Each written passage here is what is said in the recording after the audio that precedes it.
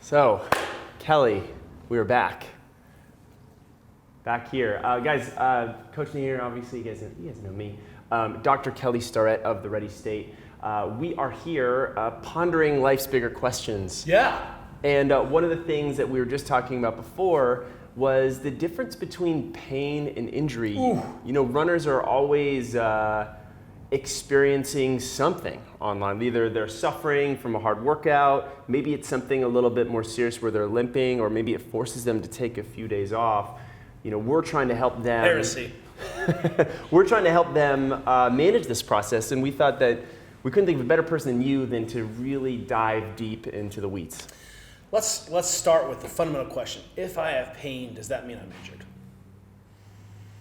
Put me on the spot here, Kelly. I don't know. That's why I'm coming here for you. So how about this? So let's say when we go to almost every group, starting from high school kids, middle school kids, I'm like, how many of you guys are pain-free? And very few people actually raise their hands. Are you pain-free? And the chances are you're not. Internet, are you? Yeah. So what we know is that the resting state of the human being is pain-free. So I shouldn't have pain. Pain is just really interesting information, and it's very complex.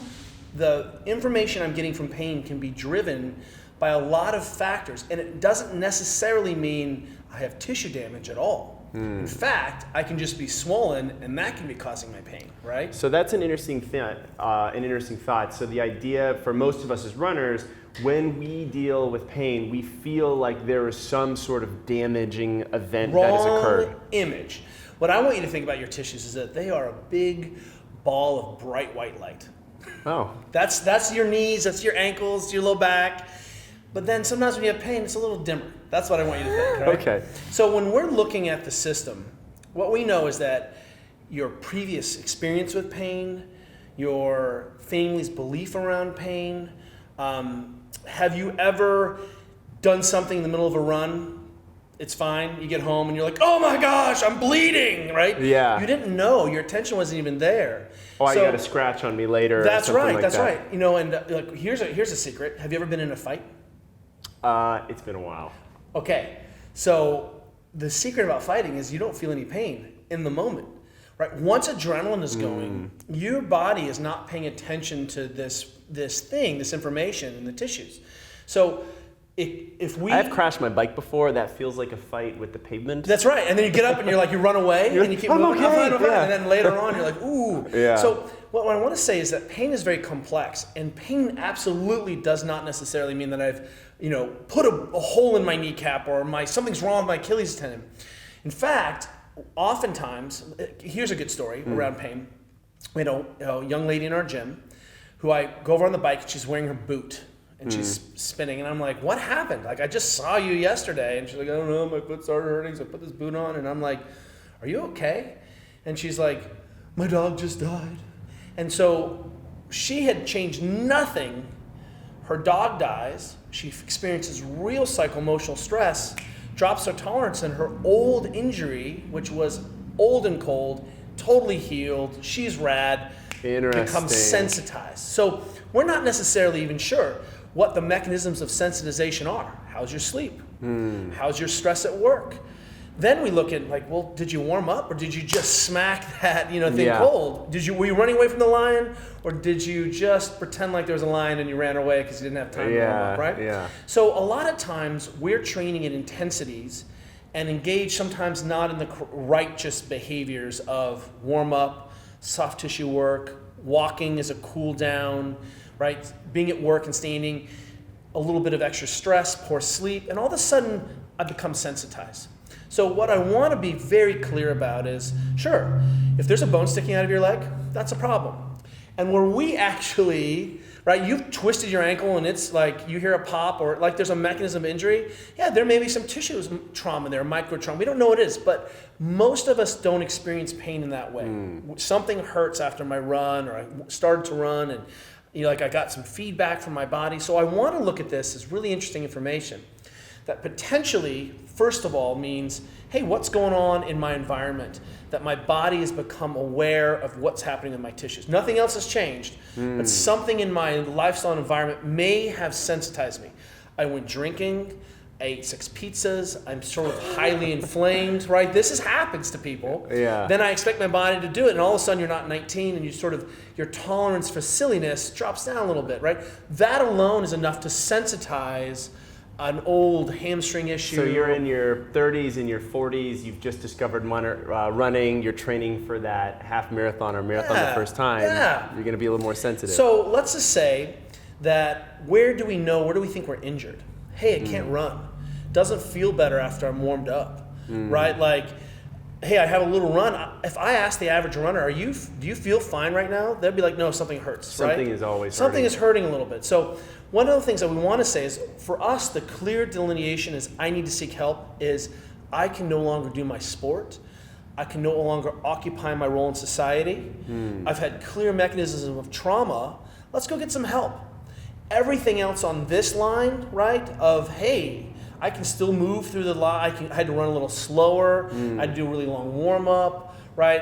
I had to up my cadence a little bit. Once I got warmed up, it started to feel better. Those are all indicators that I have something with the system that I need to pay attention to. Yeah. It's information, but it doesn't necessarily mean I'm injured. Injury for us is that other side. Now, you are a little more advanced and sophisticated in some of these things, and I wanted to hammer down on a very specific area here.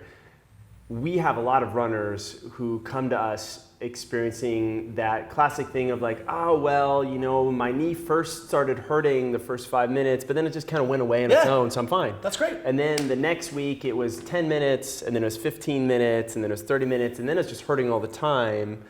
So If your brakes were squealing in your car, and then they stop squealing, you're like, it's fine, right? What I want you to think about is, this is a great biofeedback mechanism, and I can become curious about that, right? Right. 'Cause What should I do with that information? Right. And so that's really the piece here is that, hey, this is a common experience. It doesn't mean something's wrong with my body. And if you get on the internet, you're going to be like, I have rabies in my ankle. Obviously, it must be rabies, right? Or it's some venereal disease I got in college. It's back to haunt my right. No, it's not. That's not what it is, right? So the key is that now we can begin to work upstream of the problem. So a lot of times the things that we're experiencing are just simple myofascial problems. I'm a little bit stiff, tissues are a little congested, right? I give some feedback to that through some mobilizations. I go on the Run Experience website. There's a ton of information. You guys have made dynamic warm-ups and some basic self-maintenance part of the program. That's one of the reasons TRE is so great. So take a crack at it, and what you'll see, here's a good example. My wife and I and a friend just completed a 9-day virtual bike race tour, right? It's called the Tour of Sufferlandria. Sufferlandria. It's only like 140 miles of bike interval racing over 9 days, right? Okay. That's all. You just have to do it day after day. So Juliet is reporting, she's got, my IT band at my knee is hurting. She's like, it really hurts. Something's wrong with my IT band. And I was like, is it? And so one of the things that happens is once she warmed up, guess what? Her IT band didn't hurt. But afterwards, it was like my knee. I must have something wrong with my knee. This is my wife, CEO of our business, right? Well, I'm like, I wonder if your hamstrings are weirdly in the relationship of your knee, right? And I wonder if your quadriceps somehow connect to your knee. So all I did was lay her down on the ground. I took my foot and I just shook her legs a little bit and just softened it up and did a little contract, relax, and I got into her hamstrings a little bit. And guess what? She stood up, and we had somehow changed how her brain was perceiving that issue. So when we change a mechanic, we may be changing the environment. We may be changing some aspect of the strain on the tissue, but that may be just enough that the brain says, oh, that's not our problem anymore. And it takes its attention off that. The longer you keep that thing there fighting, your brain is going to start to say, hey, we're paying attention to that more. And eventually, what your brain will do is will not even care about what's happening in the tissue system. It'll go, oh, you're running? I know what this is. Pain. And it has nothing to do with the tissue system. It's just become a habit in your brain where your brain has said, oh, this is so efficient.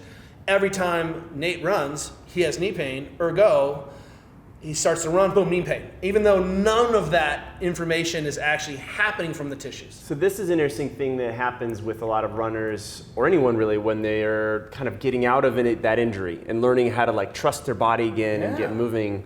So what's the most helpful thing there? Is that just to continue to work on some of these other things, and that helps sort of blunt or sever that feedback loop? So, none of us are perfect, right? It would be great. You always did your dynamic warm up, and you did some skills, right? And you were hot and sweaty, and then you're like, I'm gonna go for a run, and then I come back and I have my post-recovery meal, and I do my soft tissue mobilization, I have children and businesses and a wife, and she's like, sometimes get your you just butt in the gotta get in the car and go. So it's gonna, like, I do this all the time to myself, right? By accident. I get out of the car, I'm like, oh, I'm terrible. I've been hit by a car that I was driving, right?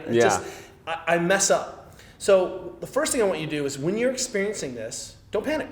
It's okay. This is part of being human, and this is information that you need to change something. And that changing something may be, hey, I have a tissue that's over stiff.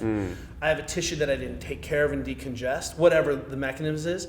But let's go with the easy stuff first, right? And when you get that information around your knee or your calf or something, don't let it ride. Go home and immediately think, part of my running experience today is to spend 10 minutes seeing if I can improve the system.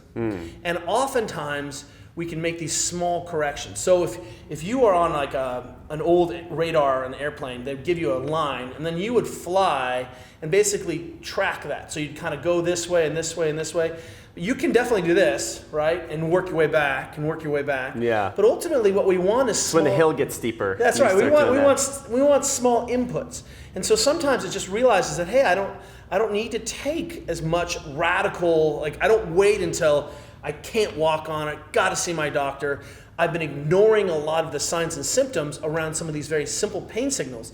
And the pain signal can just be your brain saying this, you've been running a long time. We should save this energy, Nate.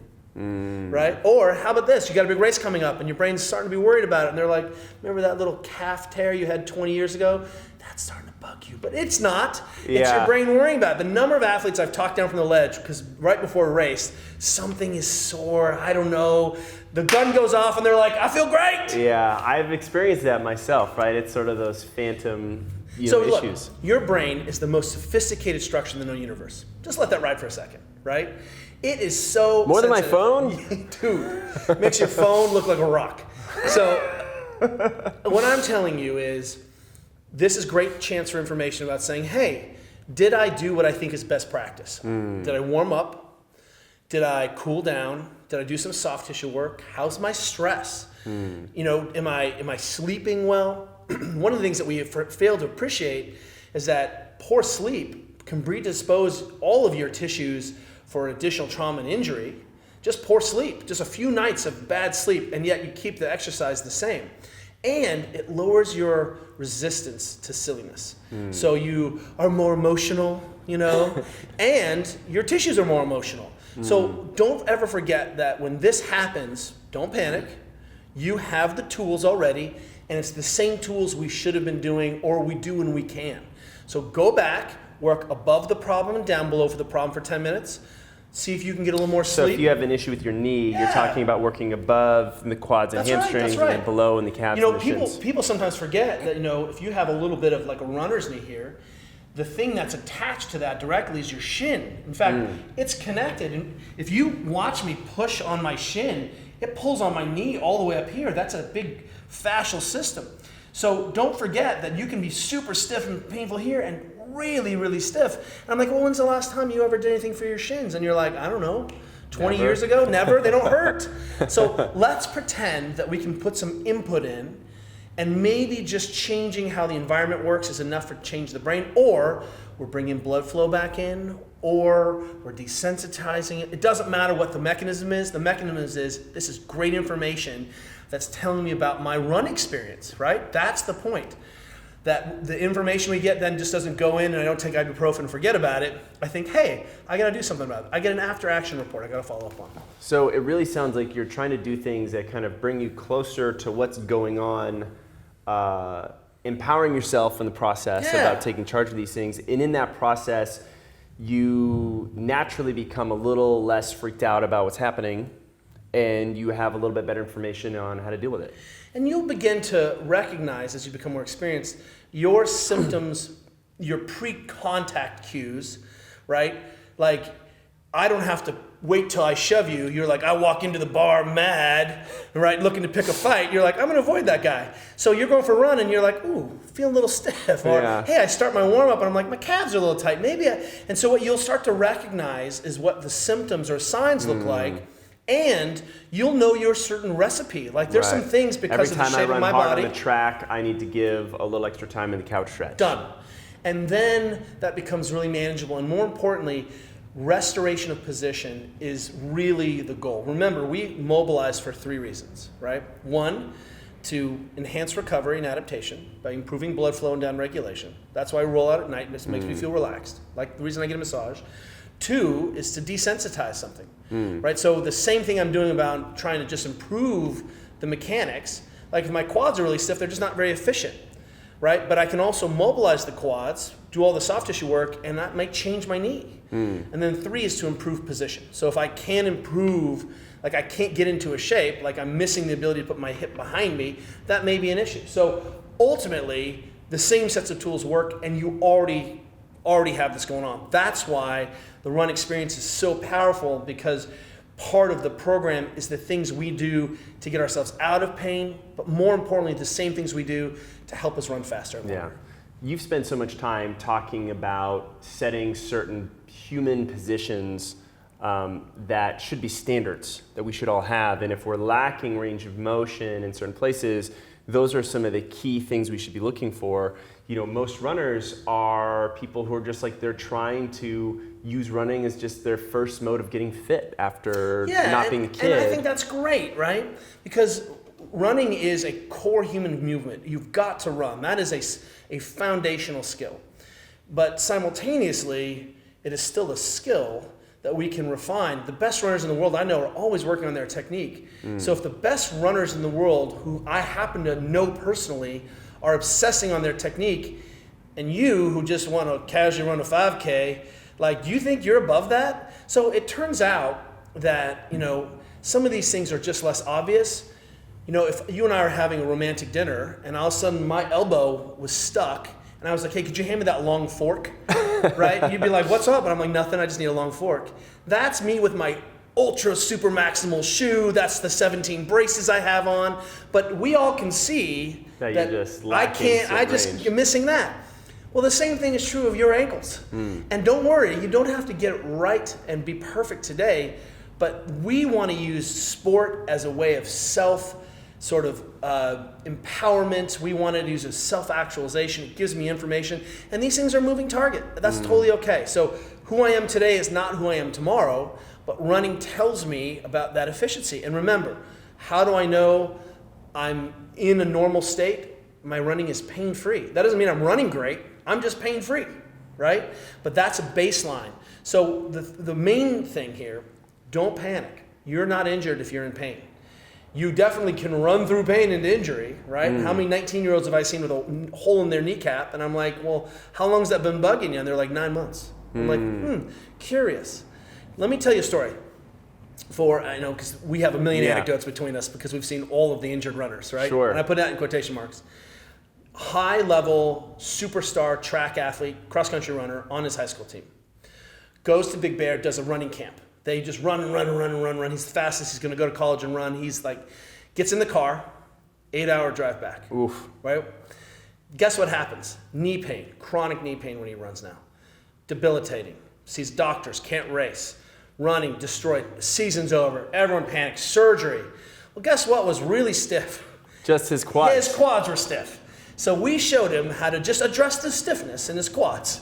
And then he went out and set the school record again. And he went from, I think I need surgery, to, I ran really hard, sat in the car, got stiff, and then went into catastrophe mode, right? No one looked at the fact that, hey, I see that your handbrake is on a couple notches. Let's just take the handbrake off. Yeah. That simple. And then we always assume it's that simple until it's not that simple. I love that. Well, Kelly, thank you again. Guys, definitely check out The Ready State on YouTube. You guys are putting out videos all the time. And we have more videos together. In fact, we just did a great video talking about icing and how it's actually something that is not the best for runners. We get into it more. Check that video right over here in the shoulder. I'll see you guys in the next one.